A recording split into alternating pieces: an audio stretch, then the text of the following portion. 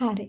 එහෙනම් මේ වීඩියෝ එකෙන් මම ඔයාලට කියලා දෙන්න යන්නේ කොහොමද මාපාංකෂිතයක් අනුකරණය කරන්න කියලා. එතකොට මාපාංකෂිත අනුකරණය කරන්න කලින් අපි දැන් අනුකරණය කියන concept එක දැනගන්න ඕනනේ. එතකොට මම ඒක කලින් වීඩියෝ එකෙන් ඔයාලට අරගෙන ආවා කොහොමද අනුකරණයක් කරන්න කියලා. අපි මම මේ වීඩියෝ එකෙන් කියන්න ඕනේ මම සෙට් එකේ second year student කෙනෙක්.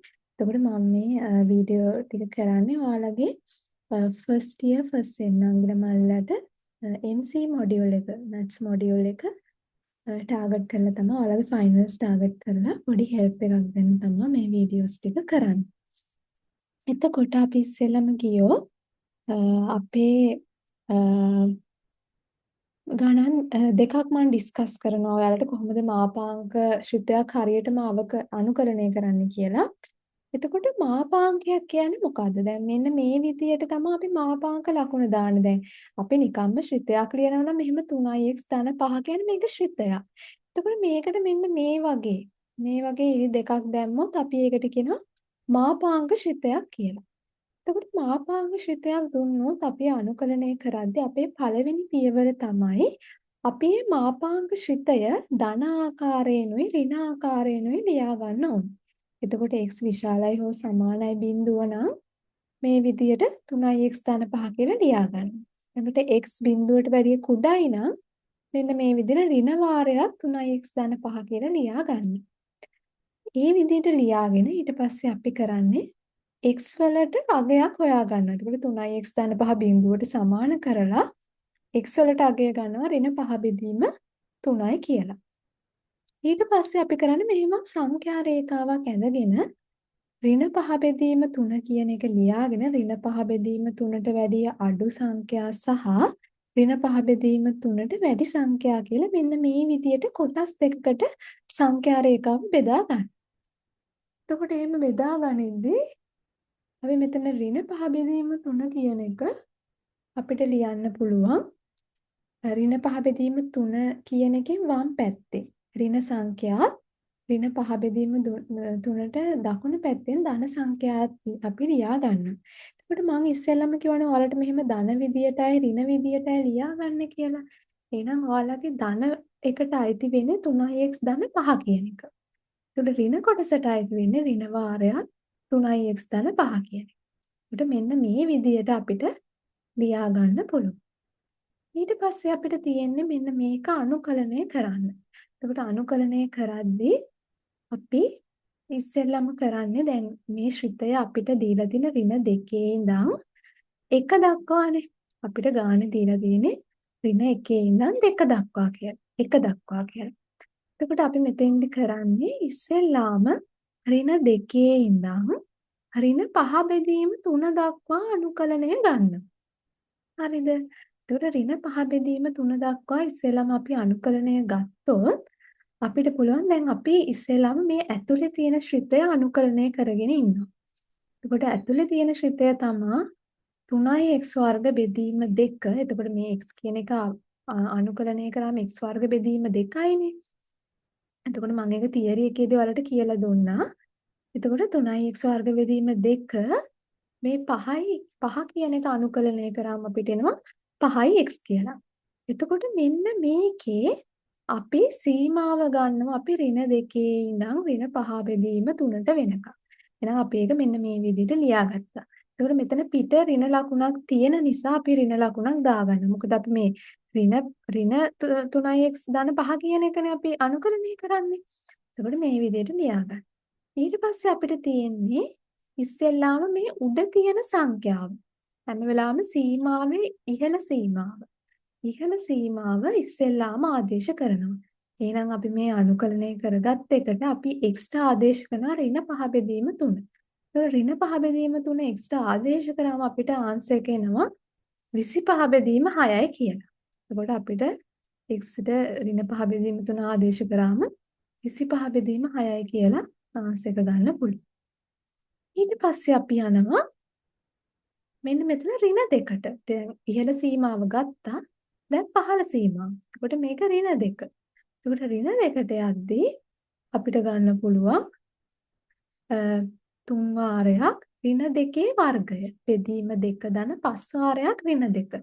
එතකොට මෙන්න මේ විදිහට අපිට ගත්තම ආන්සර් එනවා ධන 4යි කියලා. ඊට පස්සේ අපිට කරන්න තියෙන්නේ දැන් අපි මේ සංඛ්‍යාවල් දෙක ගත්තානේ. එතකොට මේක ඉහළ සීමාව මේක පහළ සීමාව. හරිද? එතකොට ඉහළ සීමාවෙන් පහළ සීමාව අඩු කරනවා. හරිද? එතකොට ඉහළ සීමාවේ අපිට ඍණ 5 බෙදීම 3නේ. එතකොට ඍණ 5 බෙදීම 3 ආංශික ආවේ කීයද? 25 බෙදීම 6. එහෙනම් 25 බෙදීම 6 කියන එකෙන් මෙන්න මේ 4 කියන එක අඩු කරන්න ඕනේ.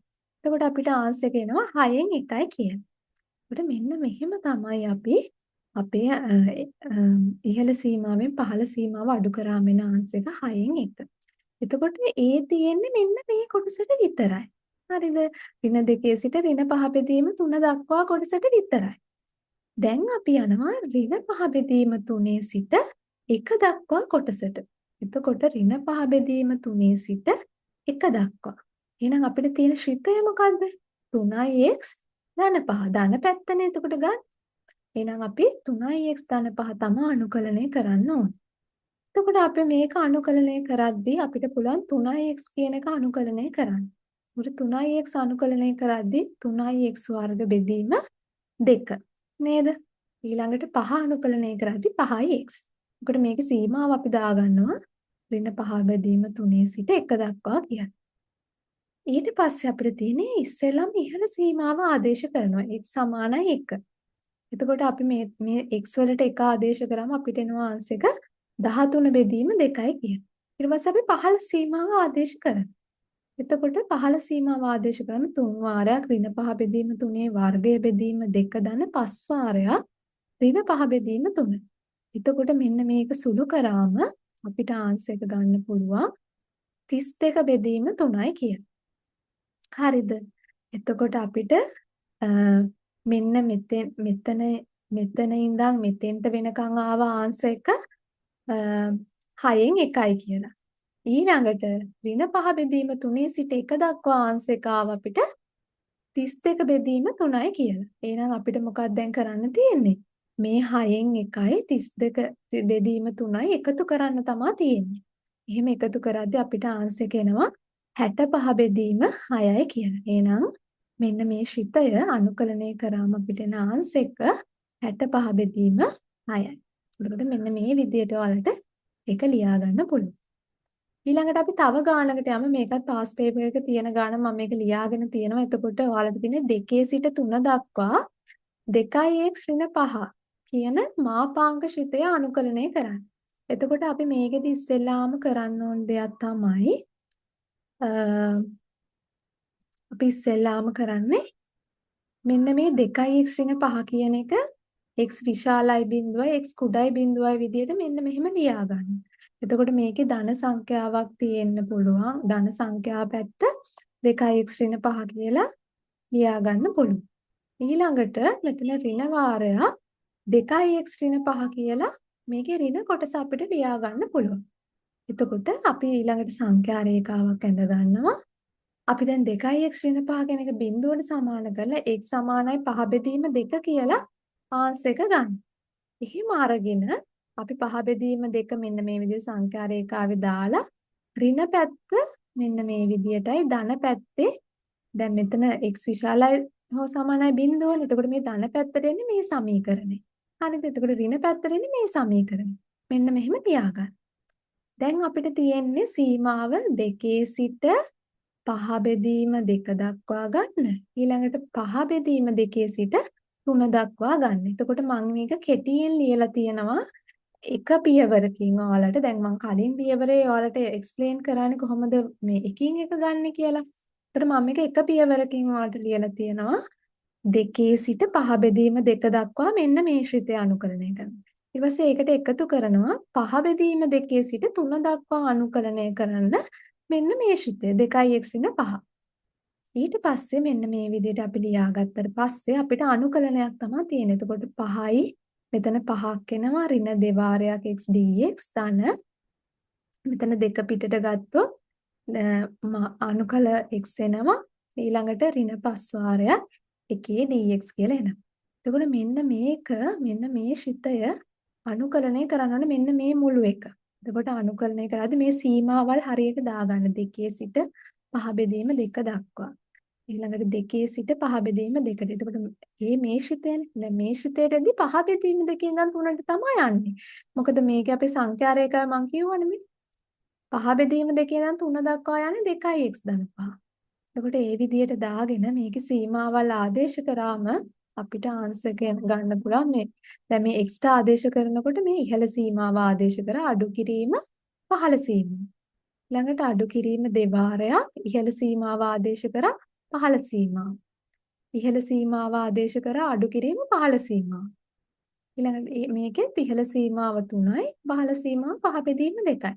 අන්න ඒ විදියට දාගෙන මෙන්න මේ විදියට ඔයාලට සුළු කරලා ආන්සර් එකක් ගන්න පුළුවන්. එතකොට අපිට අන්තිම උත්තරේ එනවා එතන භාගයයි කියලා. එතකොට මේ ශ්‍රිතය අනුකලනය කරාම භාගයයි කියලා එන්නේ. එතකොට මම මේ විදිහට තමයි හරියටම ස්ටෙප්ස් වයිස් යන්නේ. එතකොට ඉස්සෙල්ලාම කරන ඍණ 5 ඉඳන් ඍණ 5ට යනවා ඍණ 2ට හොයනවා ඊළඟට 1ට හොයනවා මෙන්න මේ විදිහට තමයි හරියටම යන්නේ.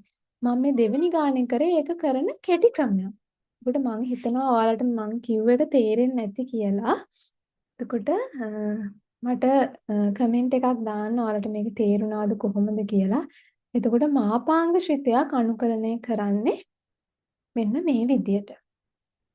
එහෙනම් මේ වීඩියෝ එක ඔයාලගේ යාළුවන්ටත් ෂෙයා කරන්න කොහොමද මාපාංග ශ්‍රිතයක් අනුකරණය කරන්න කියලා බලා ගන්න. එතකොට හැමෝටම thank you so much video එක බැලුවට.